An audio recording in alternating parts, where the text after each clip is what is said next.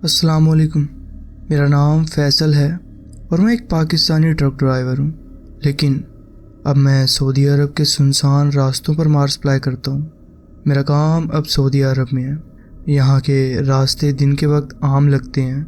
धूप छोटी छोटी रेत की लहरों पर गिरती है और हवा भी गर्मी से भरी हुई होती है।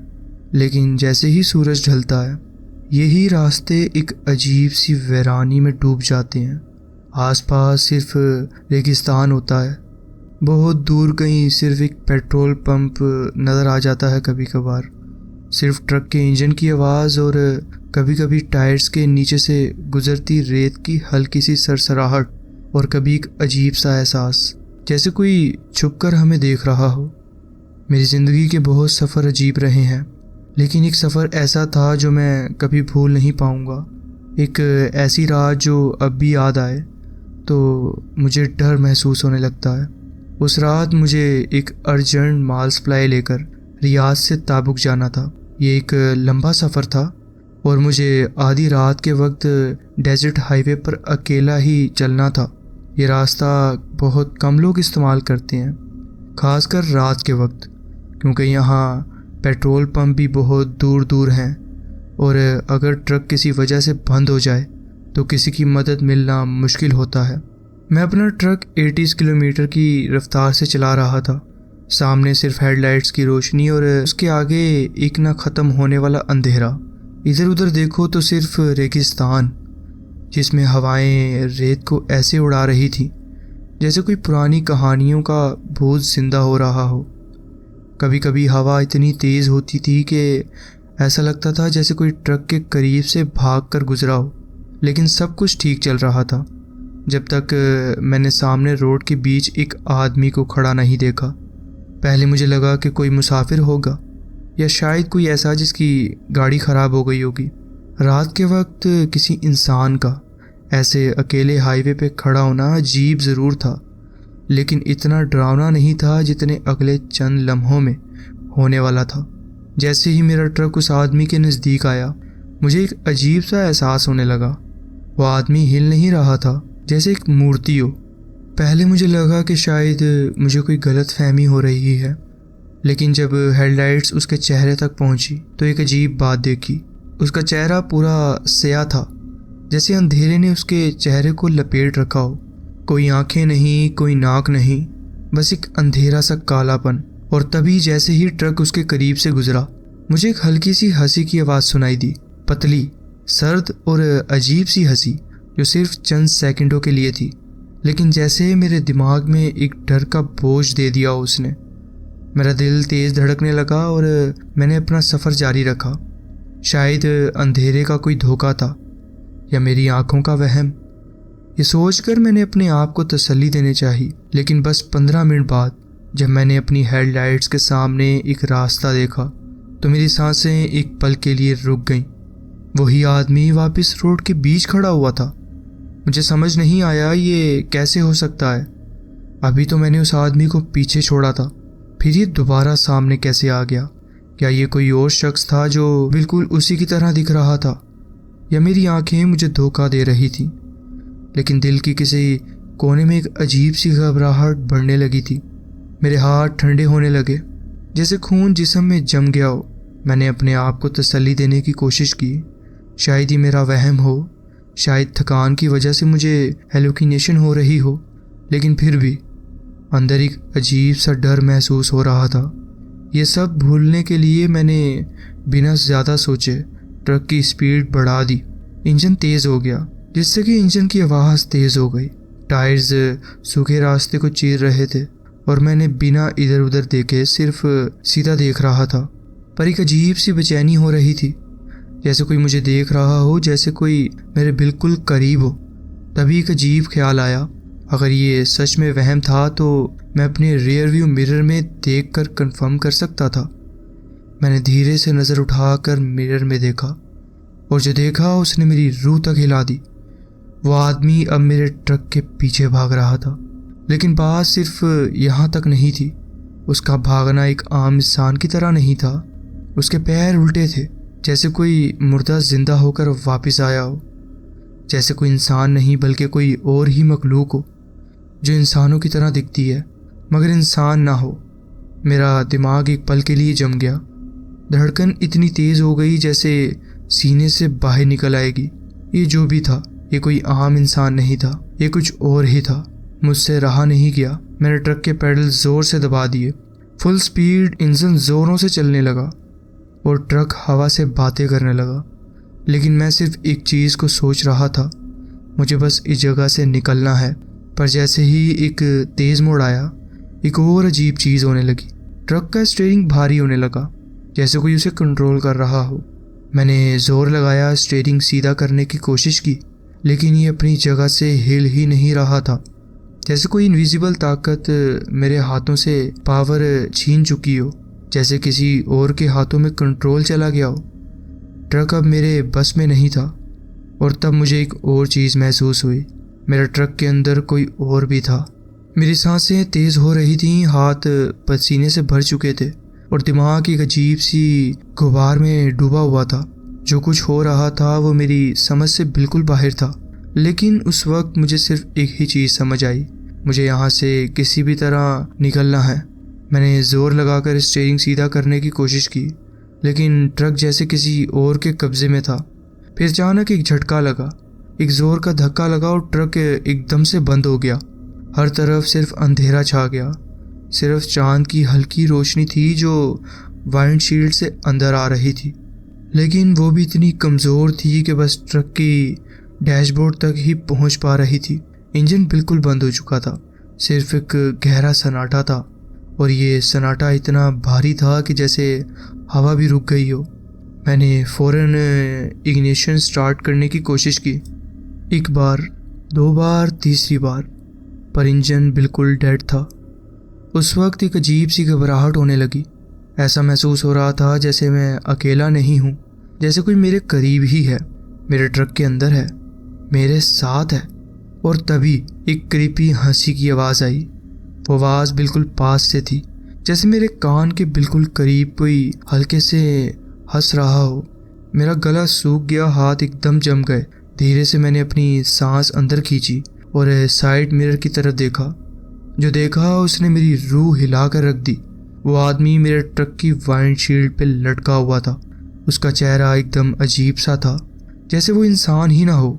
कोई आंखें नहीं थी, सिर्फ एक बड़ी सी स्याह अंधेरी खाली जगह थी जहां उसकी आंखें होनी चाहिए थी। एक बेजान डरावना चेहरा और उसके होंठों पर एक अजीब सी मुस्कुराहट थी, जैसे वो किसी अजीब ही मकसद से यहाँ आया हो।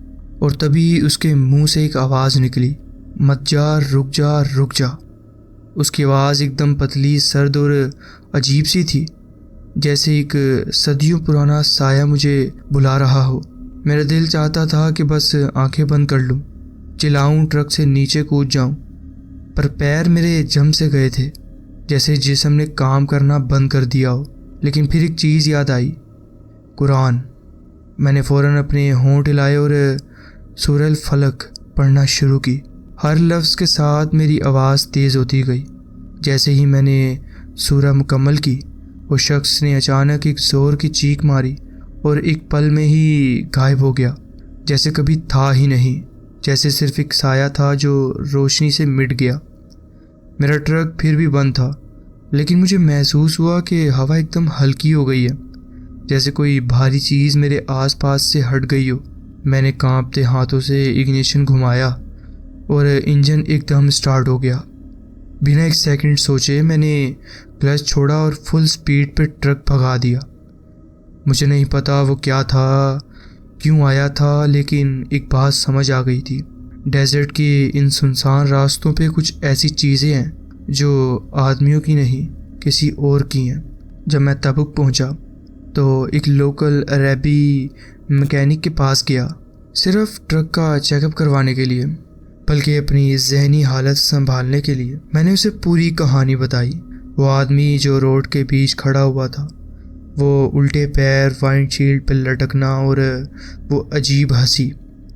मेरी बात सुनकर मैकेनिक एक पल के लिए खामोश हो गया। फिर उसने मुझे एक गहरी नज़र से देखा और सिर्फ एक ही बात बोली, तुमने उस रास्ते पे सफ़र किया है जहाँ लोग कहते हैं कि शयातीन ट्रक्स को रोककर उनका इम्तिहान लेते हैं। तुम लकी हो जो बच गए। बहुत लोग वापस नहीं आते। उसकी बात सुनकर एक ठंडा सा झटका मेरी रूह तक उतार गया। क्या मैंने किसी ऐसे रास्ते पर सफ़र किया जो इंसानों के लिए नहीं था? क्या वो कोई जिन था जो मुझे रोकने की कोशिश कर रहा था, या फिर कोई और ही चीज़ थी, कोई ऐसी मखलूक जो सिर्फ उन्हीं लोगों को दिखाई देती है जो अकेले होते हैं? उस दिन के बाद मैंने कभी भी रात को उस हाईवे पर सफ़र नहीं किया, चाहे जितनी भी ज़रूरत हो, चाहे जितनी भी इमरजेंसी हो। मैं रात के वक्त कभी भी उस रास्ते पे वापस नहीं गया। मैं आज तक नहीं जानता कि वो कोई जिन था, कोई भूत, या सिर्फ एक नज़र का धोखा।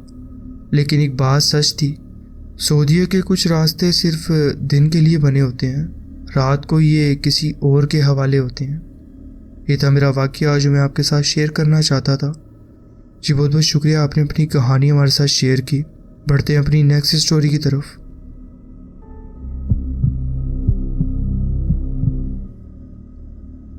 अस्सलाम वालेकुम, मेरा नाम आमिना है। जब मैं यूनिवर्सिटी में थी तो रात के वक्त एक ट्रक स्टॉप पर काम करती थी। ये एक छोटा सा शहर था और यहाँ काफ़ी पुरअमन माहौल होता था। 4 साल से जब ये जगह खुली हुई थी तब सिर्फ 3 वाक़यात हुए थे। एक ट्रक ड्राइवर लुट गया था, एक औरत का ग्रुप गिरफ्तार हुआ था और एक आदमी ओवरडोज से मर गया था। मुझे कभी ज़्यादा डर महसूस नहीं होता था, मगर मेरे कुछ साथी थोड़े परेशान रहते थे कि मैं एक जवान लड़की रात के वक्त सिर्फ एक और एम्प्लॉय के साथ काम करती थी। लेकिन यहाँ ज़्यादा रश नहीं होता था। पहले घंटे में सिर्फ 3 या 4 ट्रक ड्राइवर आते थे। कभी कोई बंदा बहुत ज़्यादा भूखा होता था जो कि ज़्यादा खाना ऑर्डर कर देता था, नहीं तो आमतौर पर हर घंटे में कुछ नॉर्मल लोग ही आते थे। इस वजह से मुझे ज़्यादा वक्त ओवन साफ़ करने, बर्तन धोने और लॉबी डीप क्लीन करने में लगता था। जब कस्टमर नहीं होते थे तो मैं अपनी असाइनमेंट्स भी कर लेती थी।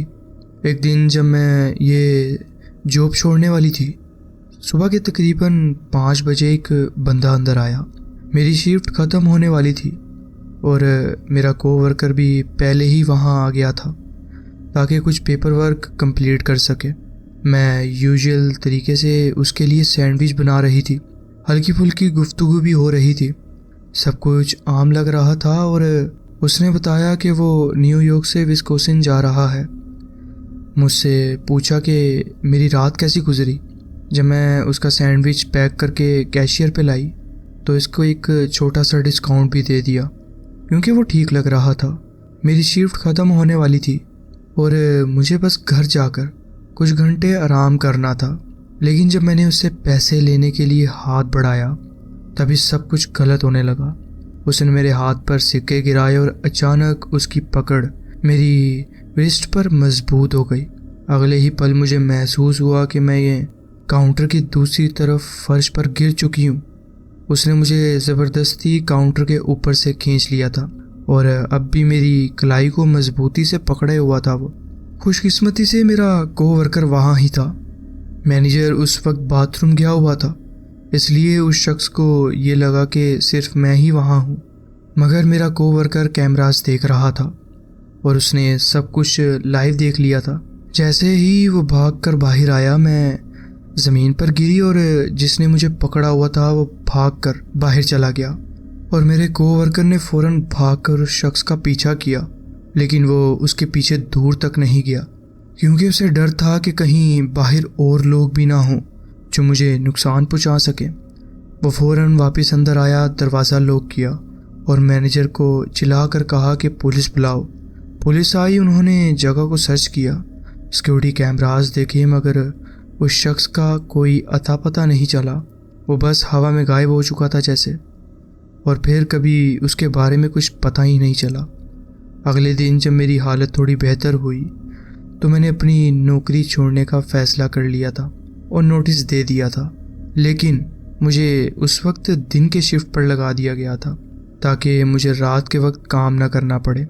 उस दिन के बाद हमारी ट्रक स्टॉप ने ये पॉलिसी बना दी कि अब से रात पे शिफ्ट हर जगह 2 लोग होंगे। आज भी ये जगह मेरे घर से सिर्फ आधा घंटा दूर है, मगर इन 8 सालों में मैंने वहाँ दोबारा कदम नहीं रखा रात के वक्त। ये यादें अब भी मेरे जहन में ताज़ा हैं। ये था मेरा वाक़या जो मैं आपके साथ शेयर करना चाहती थी। जी बहुत बहुत शुक्रिया, आपने अपनी कहानी हमारे साथ शेयर की।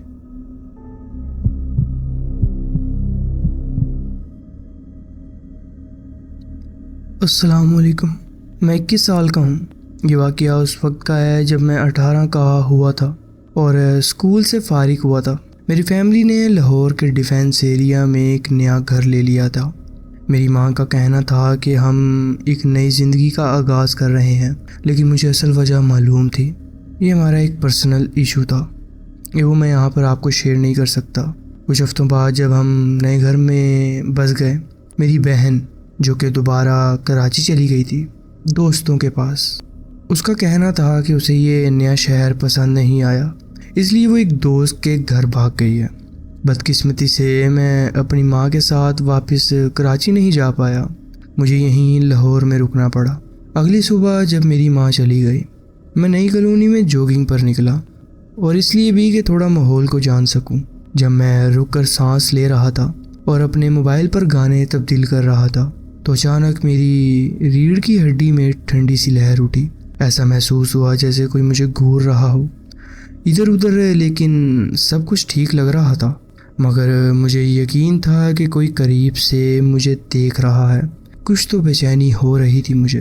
मैंने अपनी जॉगिंग का एरिया थोड़ा छोटा कर लिया और जैसे ही घर पहुंचा फ़ौरन दरवाज़ा लॉक किया और सीधा ऊपर जाकर नहाने चला गया।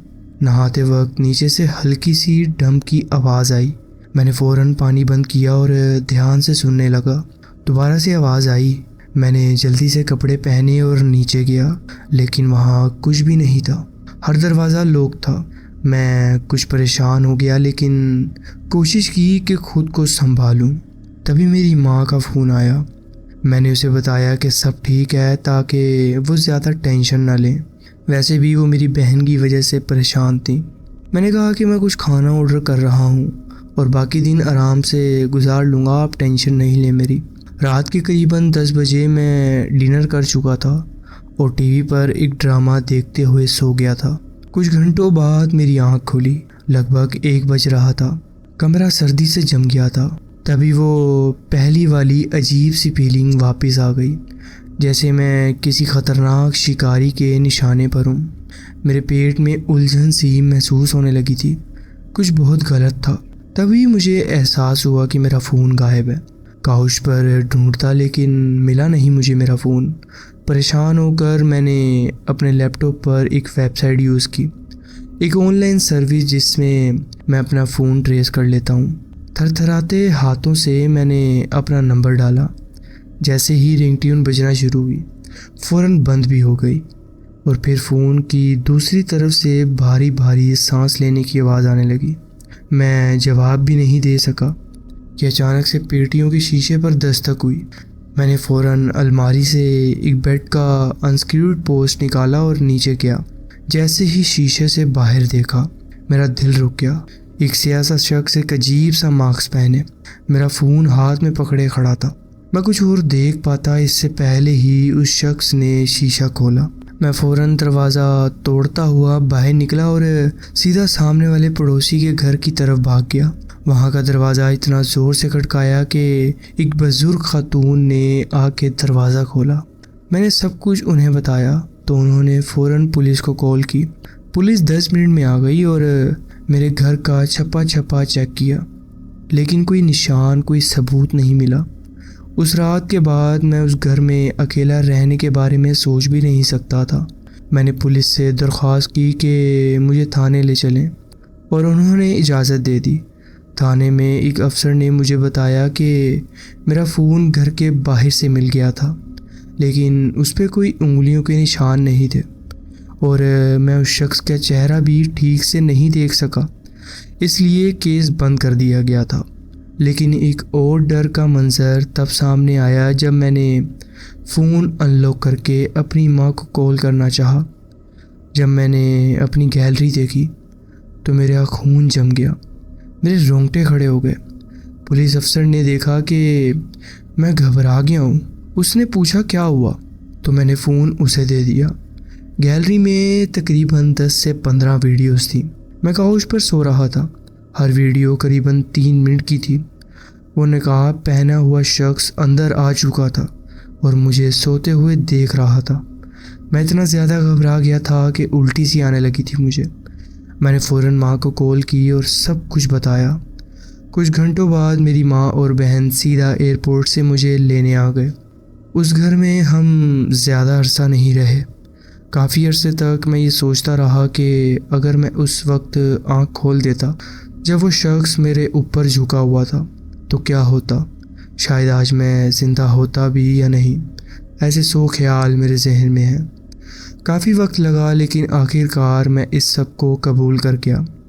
मगर अगर मैं कहूँ कि ये तजुर्बा आज भी मुझे डराता नहीं है तो ये झूठ होगा। ये था मेरा एक वाक़या जो मैं आपके साथ शेयर करना चाहता था। जी बहुत बहुत शुक्रिया, आपने अपनी कहानी हमारे साथ शेयर की।